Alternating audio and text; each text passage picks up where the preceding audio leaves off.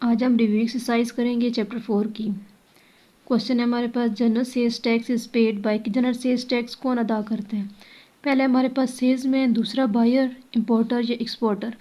तो sales tax जो है वही अदा करता है जो कि ख़रीदने वाला होता है, तो हमने इस पर टिक कर देना है बायर के ऊपर। अगला हमारे पास है जनरल सेल्स टैक्स इज आ, के जनरल सेल्स टैक्स क्या है, डायरेक्ट टैक्स है, इनडायरेक्ट है, वेल्थ टैक्स है या पेनल्टी है। तो ये हम डायरेक्ट तो नहीं अदा करते, हमें कोई चीज़ अगर लेते हैं तो उसके ऊपर हमें टैक्स देते हैं उसका, तो वो हमारे पास होता है कि ये इनडायरेक्ट टैक्स है। तो हम यहाँ पे इसका लगा देंगे इनडायरेक्ट टैक्स। अब थर्ड है हमारे पास rate of sale tax on most of the goods in Pakistan. इसके ज़्यादा चीज़ों पर कितना टैक्स हमें अदा करना पड़ता है किसी भी चीज़ पर। तो ज़्यादा टैक्स जो है वो हमें देना पड़ता है 17%। फिर है हमारे पास कि GST on the milk powder worth ₹500 eight the rate of 17%। अब हमने इसको पिछली एक्सरसाइज में भी पढ़ा था कि हमने कैसे सॉल्व करना है, कि हमने इसको लिखना है 17% ऑफ 500। तो हम इसको यहाँ पे सॉल्व कर लेते हैं।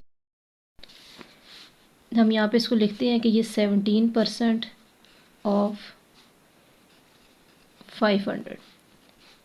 इसको हमने सॉल्व किया तो 17/% का हमारे पास आ गया 100, ऑफ का मल्टीप्लाई और साथ में 500, तो इसके 2 ज़ीरो इससे कट जाएंगे और 17 5,000 हमारे पास होता है 85।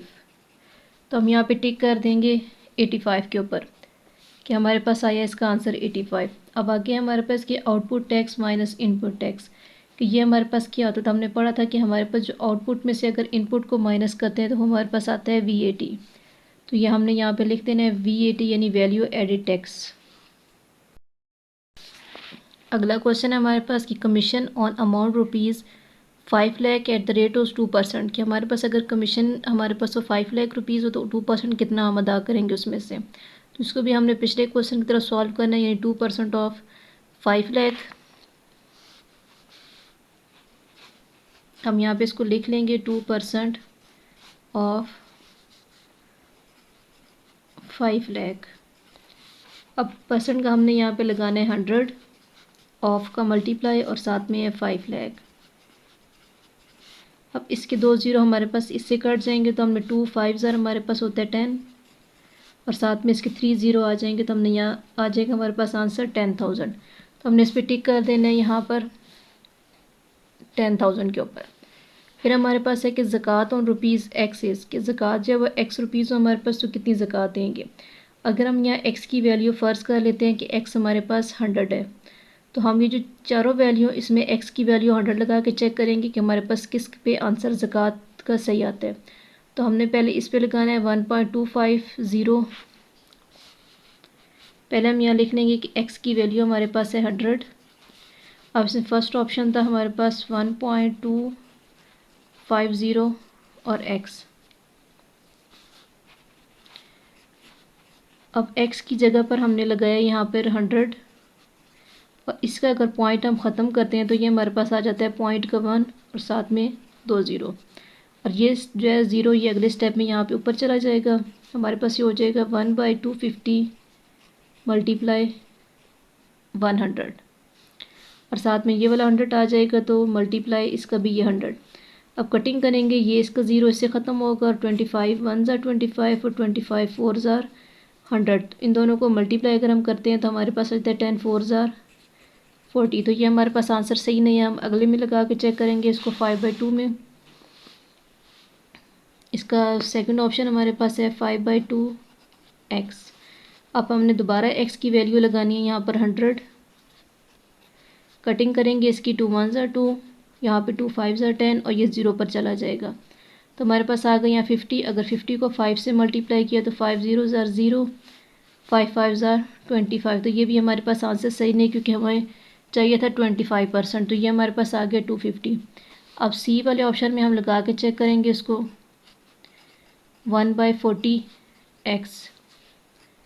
तो x की जगह हमने लगा दी दोबारा वैल्यू 100। अब ये ज़ीरो ज़ीरो से कट जाएगा, तो हमारे पास यहाँ पे इसको करें तो 10/4 आ जाएगा। अब इन दोनों को हम डिवाइड अगर करते हैं यहाँ पर, तो 4 2 ज़ार 8 माइनस किया, अब 2 रह गया, 2 नहीं जा रहा तो हम यहाँ पे लगाएंगे पॉइंट का 0, 4 4 5 ज़ार 20।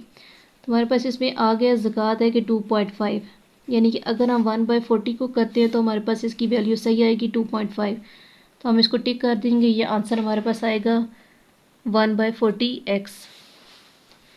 अगला हमारे पास कि ज़कात is due after completion of 1, कि ज़कात कब अदा की जाती है, फाइनेंशियल ईयर या ल्यूनर ईयर, सोलर ईयर, या फिर हमारे पास 4 है कि टैक्स ईयर। तो हर साल गुजरने के बाद अदा करते हैं इस्लामी साल के, तो हमने यहाँ पे ल्यूनर ईयर के ऊपर टिक कर देना है। अगला है कि उशर मीन, कि उशर का मतलब हमारे पास क्या है। तो उशर का मतलब हमें ये 10% उशर देना पड़ता है, तो हम यहाँ कर देंगे कि 10%। अब according to some scholar the निसाब ऑफ उशर फॉर ग्रेन, के कुछ स्कॉलर के लिए जो उशर का निसाब है वो या कितना हम उशर अदा करते हैं, तो ये हमारे पास आ जाएगा, ऑप्शन है इसमें 600 किलोग्राम। अगला है कि उशर is paid the time book, उशर कब अदा किया जाता है, ईद उल फितर के मौके पर, हार्वेस्ट, कल्टीवेशन या फिर फर्स्ट रमज़ान। तो जब फसलें काटी जाती हैं या उस वक्त हम अदा करते हैं, तो ये हमारे पास आएगा हार्वेस्ट के ऊपर। अगला है हमारे पास कि value added tax is imposed on, कि किस टैक्स पर जो है किस चीज़ पर हम टैक्स देते हैं, गुड्स यानी चीज़ों पर, सर्विसेज जो हम काम करते हैं उस पर, सैलरी पर, या फिर बोथ ए एंड बी। तो हम गुड्स और सर्विसेज दोनों पर टैक्स देते हैं, तो हमने इस पर टिक कर देना है कि बोथ ए एंड बी। अगला है कि gross income is a total income earn by a person during one, कि ग्रॉस इनकम जो है वो किसका टोटल इनकम का है, किसका है भाई। तो हमने इसमें कर देना है कि ग्रॉस इनकम जो होती है वो होती है 1 ईयर के इक्वल, तो इसलिए हमने इस पर डी पे टिक कर दी है। क्वेश्चन नंबर 2 है हमारे पास, he calculate general sales tax at the rate of 17% on electricity bill, कि हमें जो है वो एक बिजली के बिल पर 17% टैक्स देना पड़ता है जब प्रीवियस मीटर रीडिंग इतनी है और जो प्रेजेंट मीटर रीडिंग है वो इतनी है। अब हमें आगे दिया हुआ है कि rate for first 100 unit rupees per unit, के 1 यूनिट के रुपीज़ है 8, और हमने फाइंड करना है कि 100 यूनिट के ऊपर क्या करेंगे। तो पहले हम इसमें लिख लेंगे कि प्रीवियस मीटर रीडिंग और साथ में लिखेंगे प्रेजेंट मीटर रीडिंग। यहाँ पे पहले लिखेंगे प्रेजेंट मीटर रीडिंग,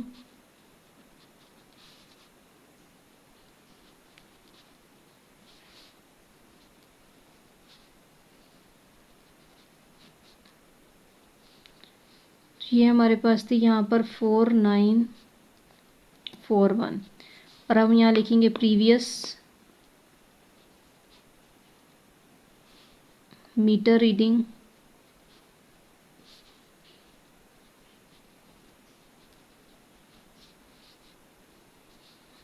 इक्वल है 4841। हमने इन दोनों को माइनस करना है, तो हमारे पास आंसर आ जाएगा 100। तो अब हमने क्वेश्चन में जो चीज़ हमें दी हुई थी कि rate of first unit 100 unit rupees पर 8 पर यूनिट है, तो हमें पहले 100 पे करना है कि अगर हमारे पास है 1 यूनिट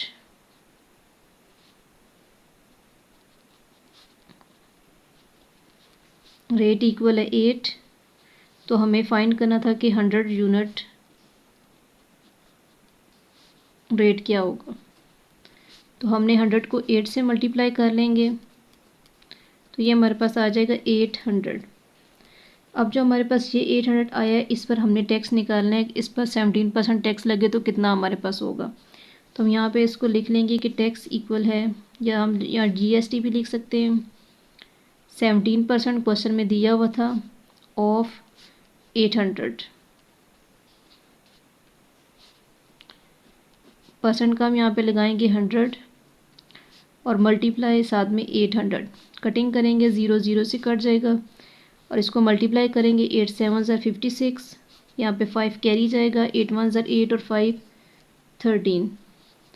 तो हमें जो टैक्स अदा करना पड़ेगा वो हमारे पास होगा 136 रुपीज़।